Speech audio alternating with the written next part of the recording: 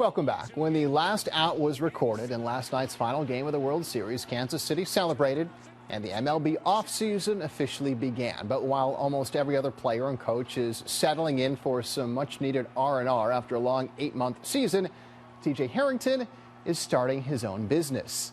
The Glens Falls graduate is the strength and conditioning coach for the Los Angeles Angels. But as of today, he's also a business owner, and Harrington's Elite Athlete is officially open for business. It's a facility in South Glens Falls where Harrington can train local athletes using the same techniques he's developed in more than a decade working in professional baseball. And we're with TJ, who's invited us up to Elite Athlete, his new business venture. And in fact, this is day one, which is going to be exciting for you. Oh, unbelievable. I can't wait. Tell me what went into creating all of this. Quite a bit went into this. It's a massive space.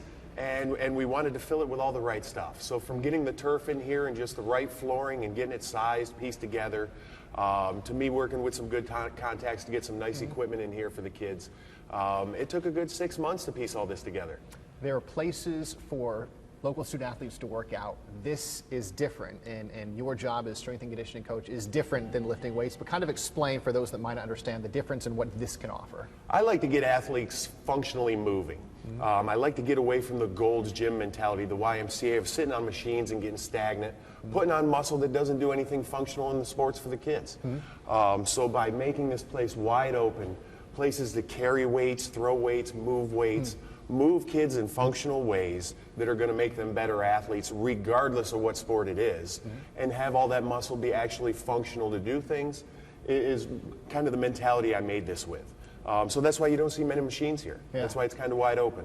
When did you first conceive this idea that you wanted to start a business yourself? Once I spent a lot of time with professional athletes and kind of built my resume up and got to where I wanted to be with a strong understanding of the strength and conditioning field. Yeah.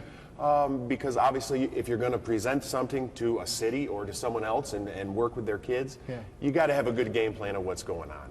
So once I got to a good comfort level of where I was comfortable leading large groups, splitting groups up, having kids all over the place with different knowledge levels, different age ranges.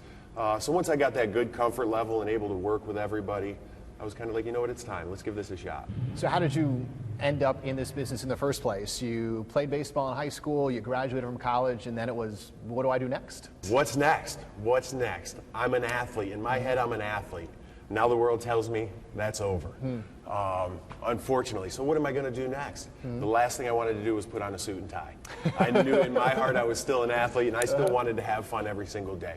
So how could I do that? And the one thing that was really developing was strength and conditioning, and that's one thing that I did not have as a player. I played some Division I ball, Division II ball, and I didn't have one at either level, which are decent levels. So I look back as something that I missed. Might have made me a better player, might not have, but it was a place that I missed.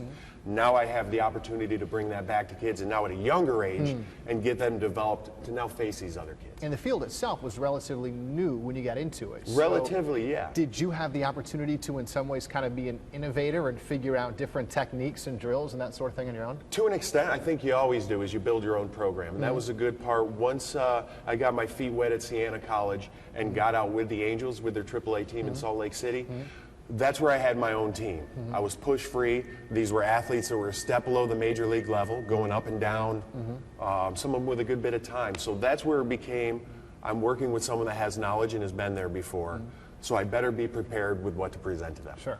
And so that's what really stepped my game up. And being around them, that's where you learn to kind of put in your own styles, to kind of get players to buy into what you're selling, and then help their career. And is that difficult? Because when you're dealing with major league athletes that have been athletes for a very long time and are very good at it, and you're trying to get them to do, your technique, what you've laid out for them, is there some pushback sometimes? 100%.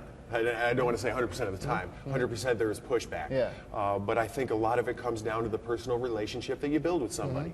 The one thing is you're at the major league level, and just below that, you're working with grown men. They're not 14, 15-year-old kids. They have a wife, they have kids, they have a life.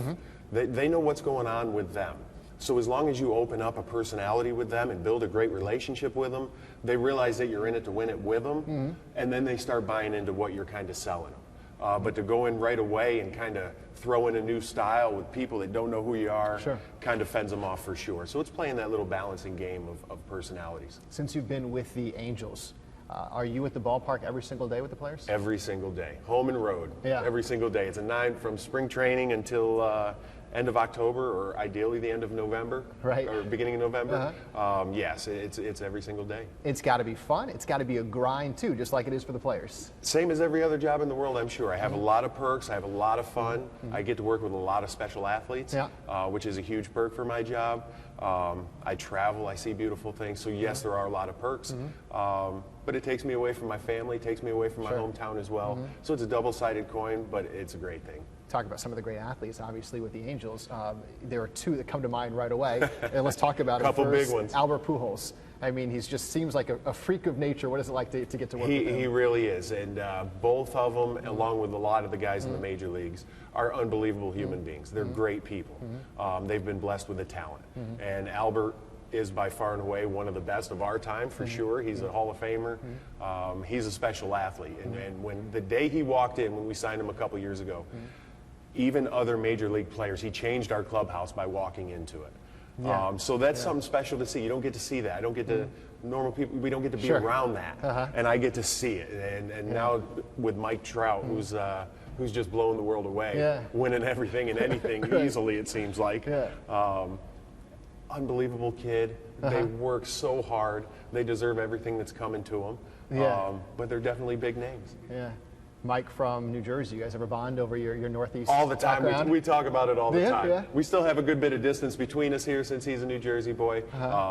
But yeah, we still grew up watching all the same teams. We still have a lot of the same upbringing. He's got parents just like mine. We're the same kind of kids coming from the same part of the country. So it is cool to tie that all together. So with the major leaguers, do you tailor a specific workout to each individual player? Absolutely. Everything's kind of player specific. There are general things that everybody's going to do. But then as an athlete, especially as you get older and climb to a major league level, you have an injury history. You've had some surgeries. You have different things that are kind of hindering your performance. So I have my beliefs that I bring in, and then your special situations or needs are going to kind of dictate where we have to branch off from there. But we all have a common goal. I think the goal is pretty common, and it's to be healthy and play every day, bounce back from injuries, are there any? So that's our goal for everybody.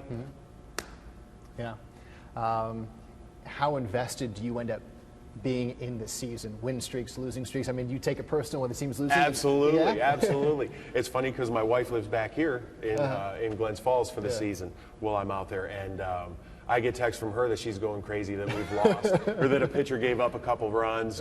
So I'm hearing it from everywhere because we have a lot invested into it. You know, it's our life. That's our lifestyle. And although I don't get to play, this plays a huge role into keeping them on the field. So when I see them succeed, when I see things going well for us, I know that's kind of a little pat on my back. So it is great, but man, it's a tidal wave of wins and losses and how we're winning, where we are in the standings, and so for sure, it's fun to watch. When you think on your time with the Angels, are there one or two memories, stories that really come to mind you'll remember forever? I mean, I got to see Albert Pujols' 500th home run, which is a pretty historic event. I've seen a couple no-hitters, Jared Weaver, Irvin Santana. I mean, I've been a part of a lot of special things, the playoffs, being in the postseason, in Yankee Stadium. So I've seen a lot of great things. So I think I have more general stories of being in the stadiums. The players I've met were unbelievable. I've crossed paths with even local Brendan Harris from Queensbury, was with the Angels for a few months. So I've even been able to kind of make this world even a little bit smaller through being out west. So it's worked out really well. To bring it full circle back to what you're doing here, I'm sure for a lot of people involved in baseball when the season's over, that's their time to decompress and unwind. But here you are starting a new business. Exactly. I've been running for the last 9 months, and I'm going to keep it going. So. But I'm looking forward to it. I feel fresh. Kids are going to have a great time here. It's an awesome spot, and I'm looking forward to it. Well, thanks for having us out, and best of luck. Absolutely. I appreciate it. Thanks for taking the time. And if you'd like more information on Harrington's facility, the services offered, or what you can do and where you could sign up, just check out his website, tjeliteathlete.com.